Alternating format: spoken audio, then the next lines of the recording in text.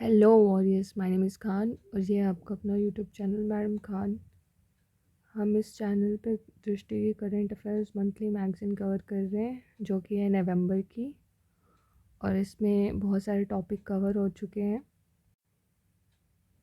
जैसे कि polity, economics, IR, science and tech और इन्वायरमेंट एंड इकोलॉजी। और आपको ये भी कंप्लीट हो चुका भूगोल और आपदा प्रबंधन यानी ज्योग्राफी और डिज़ास्टर मैनेजमेंट। और इसके जो लास्ट वीडियो के जो टॉपिक थे, भारत में बाढ़ प्रबंधन, मोरक्को में भूकंप, औद्योगिक विकेंद्रीकरण, समुद्री रेत निष्कासन, वैनियम में आत्मनिर्भरता। लेकिन आज हम देखेंगे ये टॉपिक हिस्ट्री, कला एवं संस्कृति, हिस्ट्री और कल्चर का पार्ट। इसके अंदर है आपको मंगरी ओरंग, असम की जो पहली महिला स्वतंत्रता सेनानी थी वो, भगवान शिव की नटराज मूर्ति, शांति निकेतन, होयसल मंदिर। तो चलिए शुरू करते हैं। तो स्टार्ट करते हैं कि मंगरी ओरांग असम की पहली महिला स्वतंत्रता सेनानी ये चर्चा में क्यों है। तो क्या हुआ है कि इंदिरा गांधी राष्ट्रीय कला केंद्र के उत्तर पूर्व क्षेत्रीय केंद्र यानी कि NERC में मालती मैम का मंचन किया गया है, जो मध्य भारत की आदिवासी क्रांतिकारी मंगेरी ओरांग के जीवन पर आधारित एक बहुभाषी नाटक है। तो ये मालती मैम का मंचन किया गया है जो कि बहुभाषी नाटक है।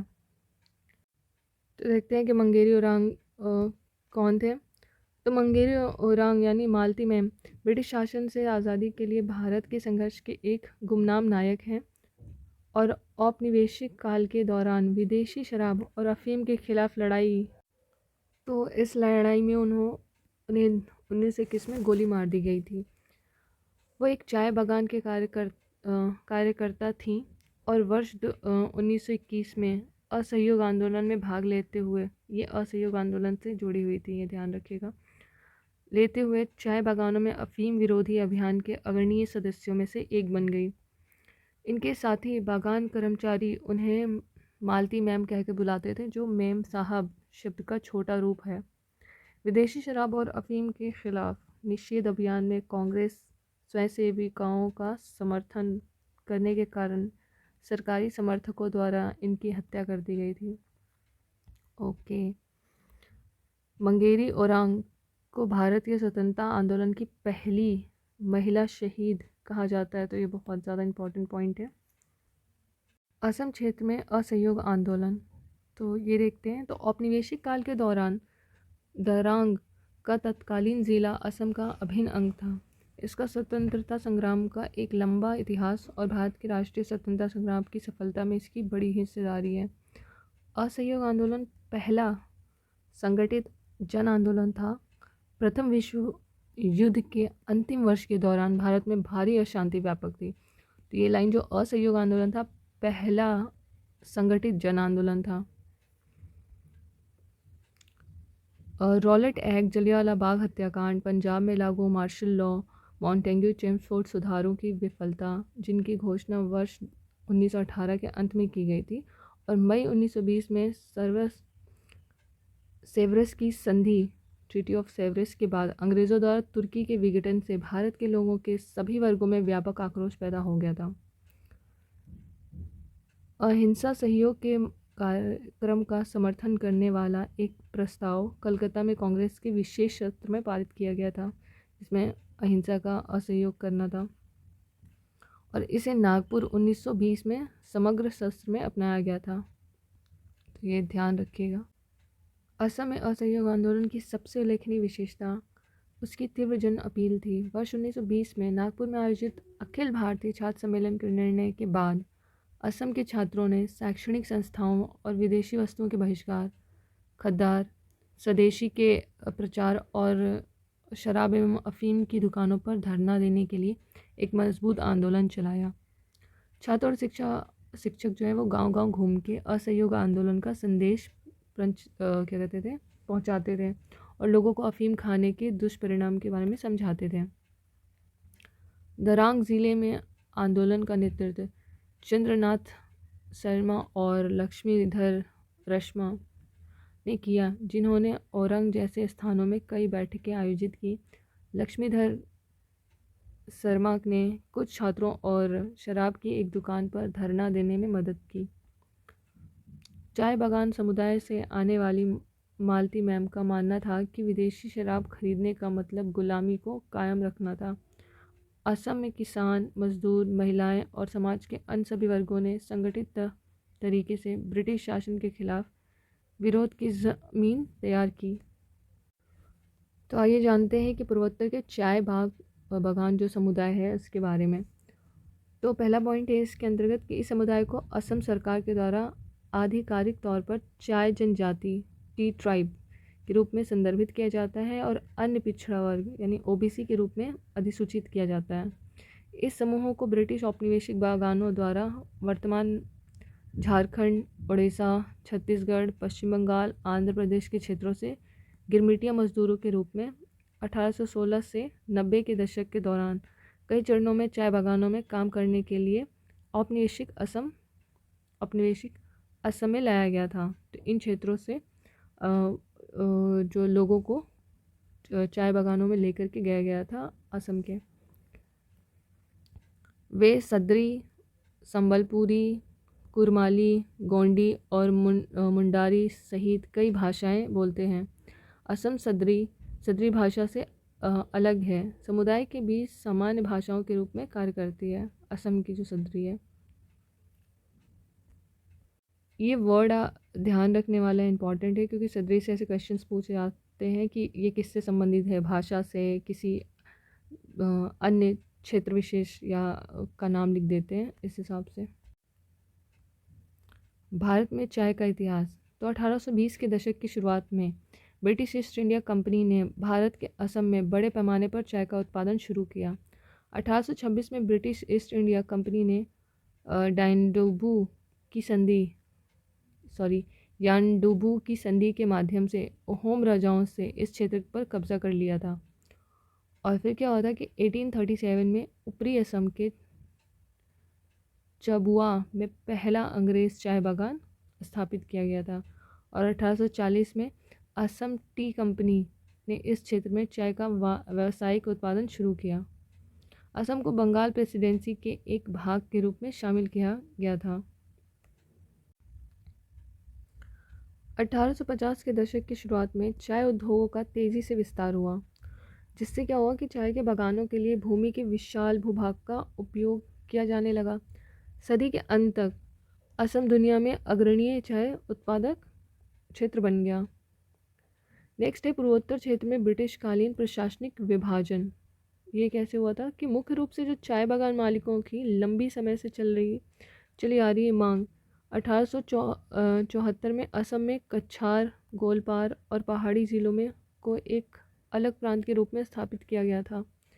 इसे नॉर्थ ईस्ट फ्रंटियर के रूप में भी जाना जाता है।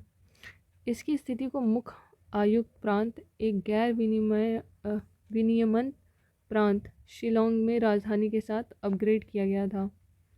तो शुरुआत में क्या हुआ था कि ईस्ट इंडिया कंपनी ने सिलहट को बंगाल प्रेसिडेंसी में शामिल किया।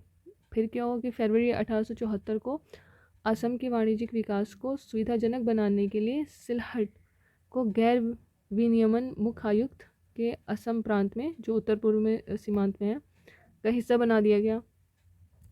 सिलहट के लोगों ने असम में शामिल किए जाने के विरोध में वायसराय को एक ज्ञापन सौंपा। फिर तब क्या हुआ कि वायसराय, जो कि उस टाइम पे थे लॉर्ड नॉर्थब्रोक, ने लोगों को आश्वस्त करने के लिए सिलहट का दौरा किया और यह आश्वासन दिया कि शिक्षा एवं न्याय को बंगाल से प्रशासित किया जाएगा।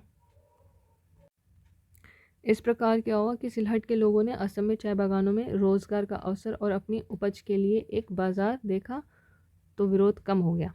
तो इससे संभावित प्रश्न क्या है कि भारत की स्वतंत्रता में क्षेत्रीय आंदोलन के महत्व की समीक्षा करते हुए असम के प्रमुख स्वतंत्रता सेनानियों के योगदान पर चर्चा कीजिए।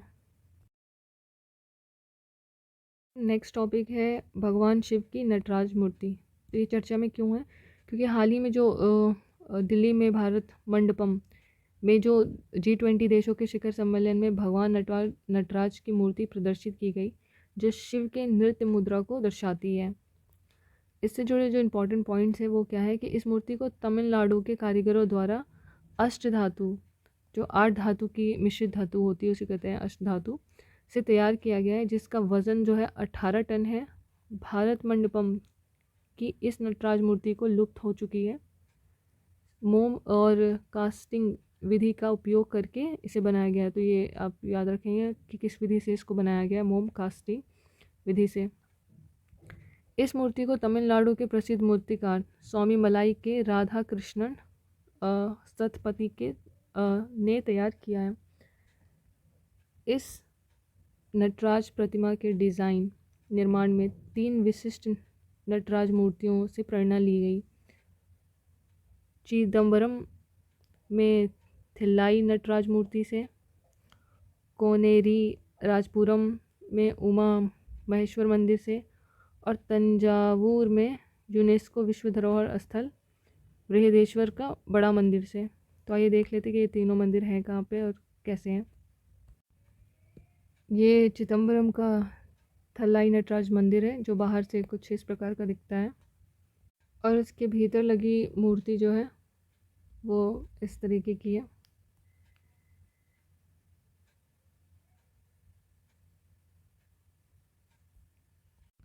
ये है उमा महेश्वरी मंदिर, बाहर से ऐसा दिखता है और भीतर से कुछ इस प्रकार की मूर्ति है। और ये वर्ल्ड की लार्जेस्ट ब्रॉन्ज जो होती है वो मूर्ति है,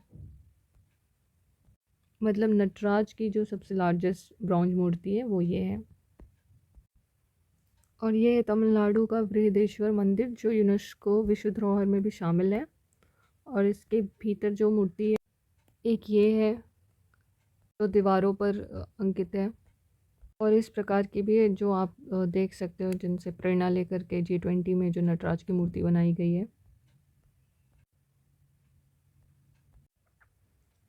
तो देखते हैं तांडव नृत्य क्या है। तो नृत्य का एक प्रकार है और ये हमारे कल्चर का पार्ट है सिलेबस में ही।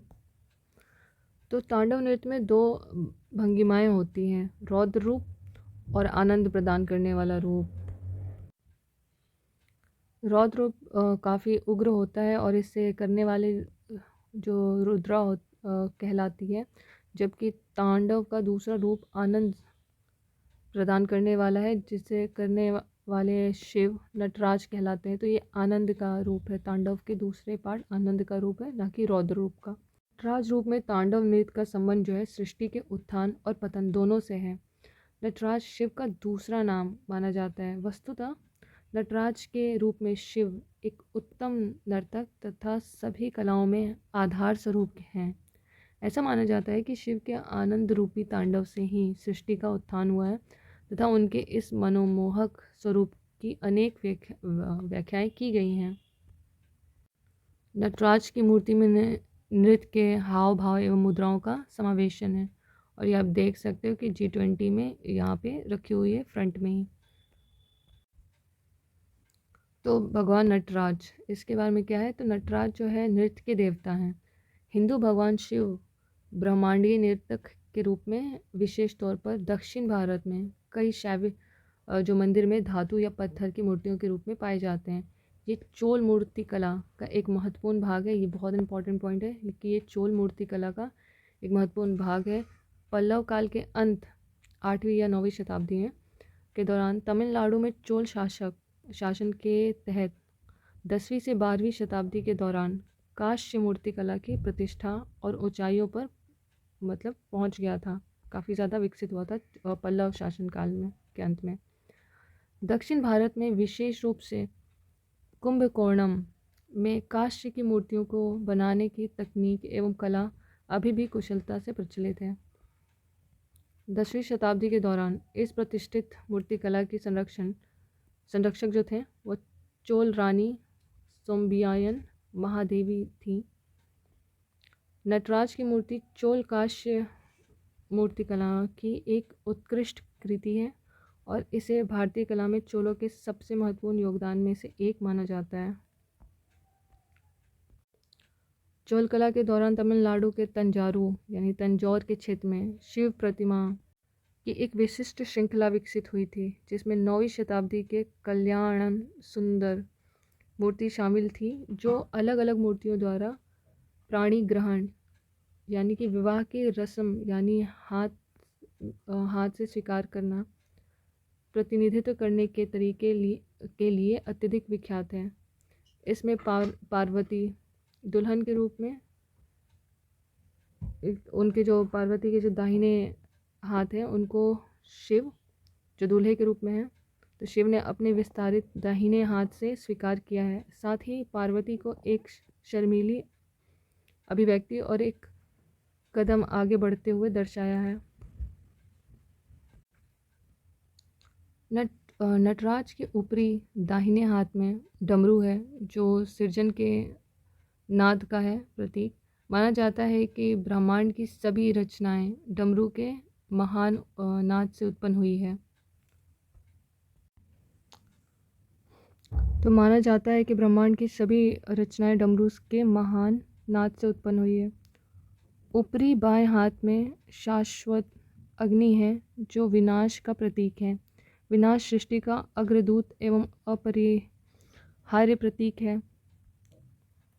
निचला दाहिना हाथ अभय मुद्रा में है, जो आशीर्वाद के प्रतीक और उपासना को ना डरने के लिए आश्वस्त करता है।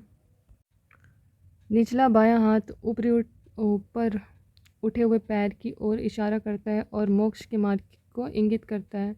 शिव एक बौने व्यक्ति की आकृति पर नृत्य कर रहे हैं। बौने व्यक्ति की आकृति व्यक्ति की अज्ञानता एवं अहंकार का प्रतीक है। भगवान शिव को ब्रह्मांड के सभी प्रकार के संचालन के स्रोत के रूप में दिखाया गया और प्रलय के दिन को नृत्य ज्वाला के मेहराब द्वारा दर्शाया गया है। यह ब्रह्मांड के विघटन को संदर्भित करते हैं। शिव के उलझे बालों से बहने वाली धाराएं गंगा नदी के प्रवाह का प्रतिनिधित्व करती हैं और शिव के एक कान में नर, दूसरी में मादा अलंकरण है।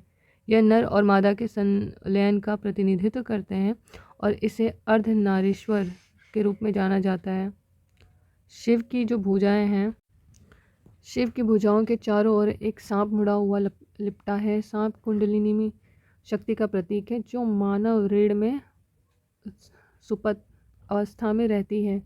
यदि कुंडलिनी शक्ति जागृत हो जाए तो व्यक्ति सच्ची चेतना प्राप्त कर सकता है। नटराज की मूर्ति जगमगाती रोशनी के एक बादल निबंध से घिरी हुई है, जो समय के विशाल अंतहीन चक्र का प्रतीक है।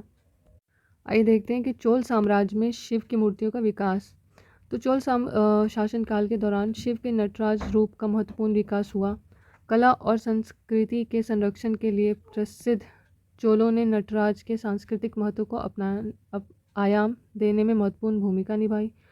चोल शासक कट्टर शैव थे, जो भगवान शिव की जो पूजा है पर विशेष बल देते थे। उन्होंने अपने पूरे क्षेत्र में भव्य शिव मंदिरों का निर्माण कराया, जिसमें तंजावुर का बृहदेश्वर मंदिर एक प्रमुख उदाहरण है। उनकी मूर्तियों में शैव आकृतियों पर विशेष ध्यान दिया गया। तो इससे जुड़े जो संभावित प्रश्न है वो है, लोक दृष्टि से शिव की नटराज मूर्ति को शास्त्रीय नृत्य का प्रतीक माना है। इस बात का साक्ष्य है कि भारतीय नृत्य कला का विकास धर्म दर्शन से जुड़ा हुआ है।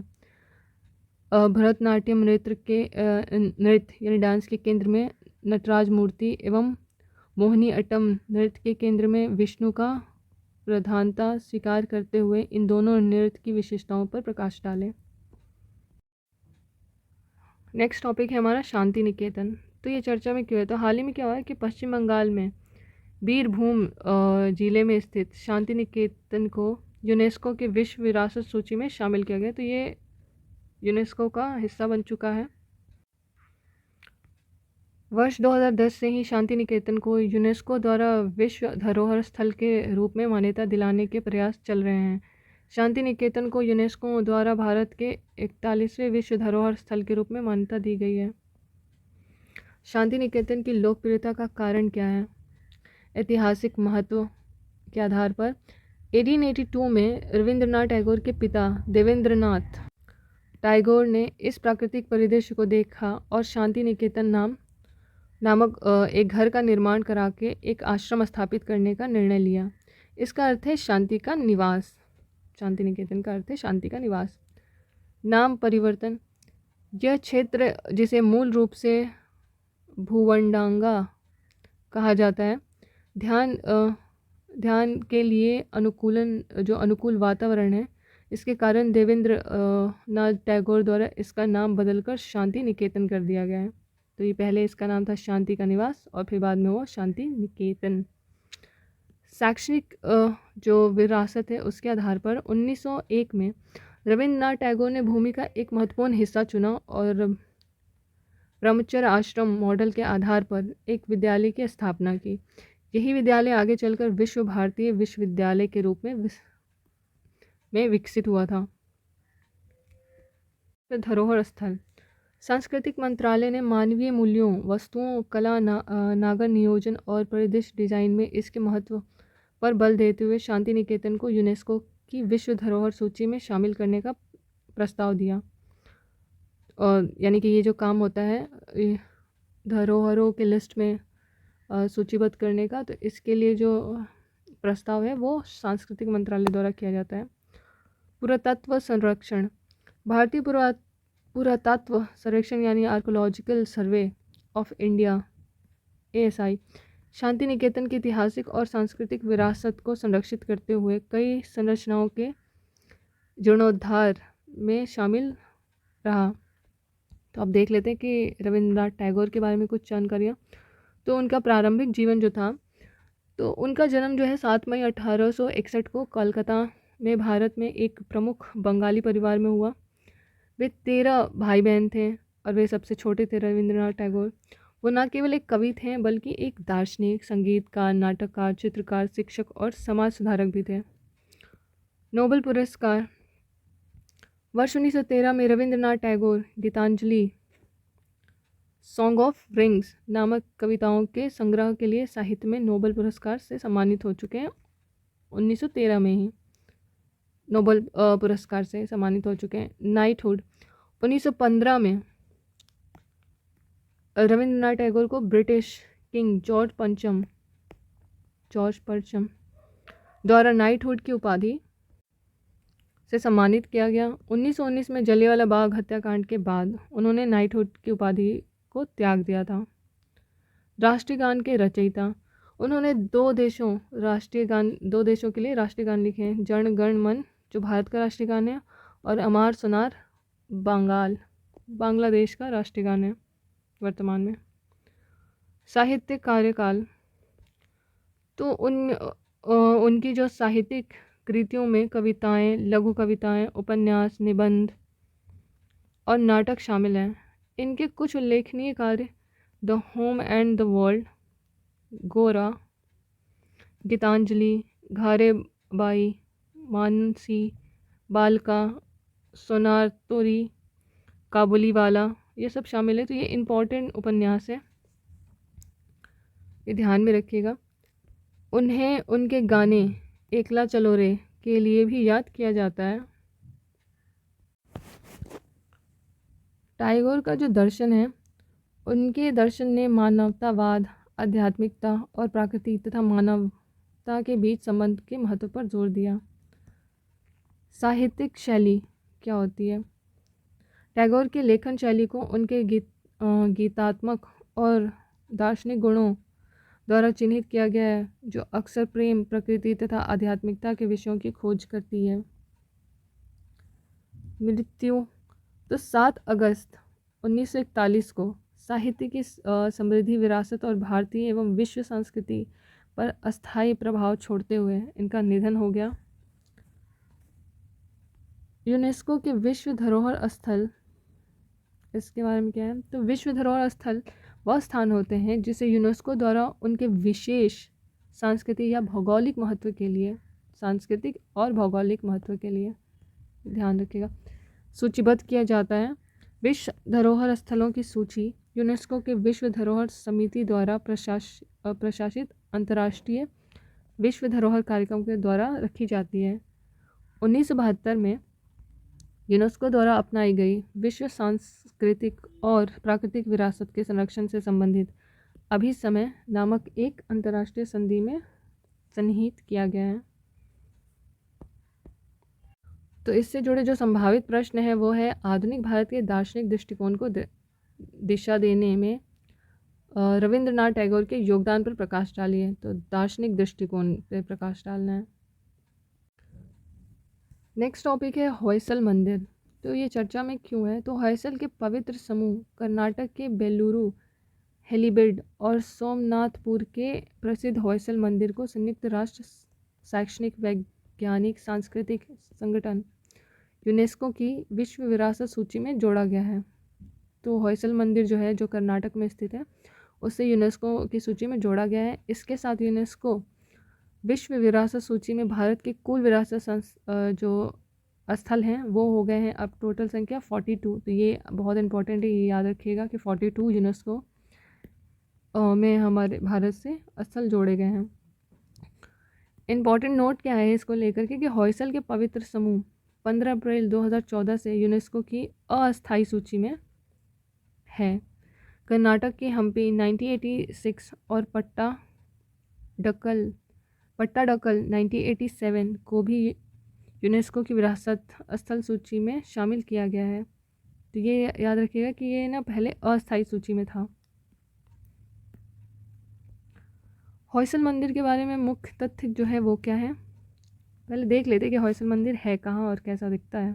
तो कुछ इस तरीके का दिखता है होयसल मंदिर। तो देखते हैं इससे जुड़े जो तथ्य हैं वो क्या हैं। तो बेलूरू में चिन्नाकेश्वर मंदिर, इसका निर्माण होयसल राजा विष्णुवर्धन ने 1116 ईस्वी में चोलों पर अपनी विजय के उपलक्ष्य में कराया था। तो ये इम्पॉर्टेंट है कि ये क्यों कराया गया था। तो चोलों पर अपनी विजय के उपलक्ष्य में कराया गया था। बेलूरू जिसे पुराने समय में बेलपुरी या वेल्लूर और बेलापुर के नाम से भी जाना जाता था। तो बेलूर जो है यागाची नदी के तट पर स्थित है, एक होयसल साम्राज्य की राजधानी में से एक है। होयसल साम्राज्य की राजधानी से संबंधित है, तो ये भी याद रखिएगा। ये एक तारे के आकार का मंदिर है जो भगवान विष्णु को समर्पित है। तो भगवान विष्णु को समर्पित है और बेलूरू में मंदिर परिसर में मुख्य मंदिर है। हेलीबेड में होयसल मंदिर, ये मंदिर संभवतः होयसल द्वारा निर्मित सबसे बड़ा शिव मंदिर है। यहाँ मूर्तियाँ शिव के विभिन्न पहलुओं के साथ साथ रामायण, महाभारत और भागवत पुराण के दृश्यों को भी दर्शाया गया है। हेलीबेड में एक दीवार वाला परिसर है जिसमें होयसल काल के 3 जैन बसरी मंदिर और साथ ही एक सीढ़ीदार कुआं भी शामिल है। चलो, सोमनाथपुरक का केशव मंदिर, ये एक सुंदर त्रिकुटा मंदिर है जो भगवान कृष्ण के 3 रूपों जनार्दन, केशव और वेणुगोपाल को समर्पित है। वेणुगोपाल तो काफ़ी सुना होगा नाम। तो ये जो 3 नाम है रूप जनार्दन, केशव और वेणुगोपाल, ये विष्णु के 3 रूपों से संबंधित हैं। इस परिसर की मुख्य जो केशव की मूर्ति गायब है और जनार्दन तथा वेणुगोपाल की मूर्तियाँ क्षतिग्रस्त हैं। होयसल वास्तुकला क्या है? होयसल मंदिर 12वीं और 13वीं शताब्दी ईसा पूर्व के दौरान बनाए गए थे जो होयसल साम्राज्य की अद्वितीय वास्तुकला और कलात्मक प्रतिभा को प्रदर्शित करते हैं। ये तीनों होयसल मंदिर भारतीय पुरातत्व सर्वेक्षण आर्कियोलॉजिकल सर्वे ऑफ इंडिया के संरक्षित स्मारक हैं। इनकी विशेषताएं क्या हैं? तो ये मंदिर न केवल वास्तुशिल्प का उत्कृष्ट उदाहरण है बल्कि होयसल साम्राज्य की सांस्कृतिक, ऐतिहासिक और विरासत के भंडार भी हैं। होयसल मंदिर कभी कभी हाइब्रिड बेसर भी कहा जाता है, जो हाइब्रिड को कहते हैं, क्योंकि इनकी अनूठी शैली ना तो पूरी तरह से द्रविड़ और ना ही नागर बल्कि कहीं बीच की दिखाई देती है, यानी कि बेसर जिसे कहते हैं। इन्हें अन्य मध्यकालीन मंदिरों में आसानी से पहचाना जा सकता है। वास्तुकला मध्य भारत में प्रचलित भूमिजा शैली उत्तरी एवं पश्चिमी भारत की नागर परंपराओं और कल्याणकारी चालुक्यों द्वारा समर्पित कर्नाटक द्रविड़ शैली के विशिष्ट मिश्रण के लिए जानी जाती है। तो ये इसकी विशेषता है, उनमें से एक है। इसमें कई मंदिर हैं जो एक केंद्रीय स्तंभ वाले हॉल के चारों ओर समूह में हैं और एक जटिल डिजाइन वाले तारे के आकार में बनाए गए हैं। ये सोपस्टोन से बने होते हैं। तो ये क्या होता है कि नरम पत्थर हैं जो कलाकार द्वारा इन मूर्तियों को बारीकी से तराशा गया है। इसे विशेष रूप से देवताओं और आभूषणों में देखा जा सकता है जो इनके मंदिरों के दीवारों को सुशोभित करती है। तो होयसल साम्राज्य से संबंधित कुछ जानकारियाँ कि इसकी उत्पत्ति और उत्थान के बारे में। होयसल ने 3 शताब्दियों से अधिक समय तक कर्नाटक और तमिलनाडु के विस्तृत क्षेत्रों पर शासन किया है। पहले राजा जो थे वो दोरा समुद्र, जो वर्तमान के हेलीबैड के रूप में उत्तर पश्चिम के पहाड़ियों से आए थे, जो लगभग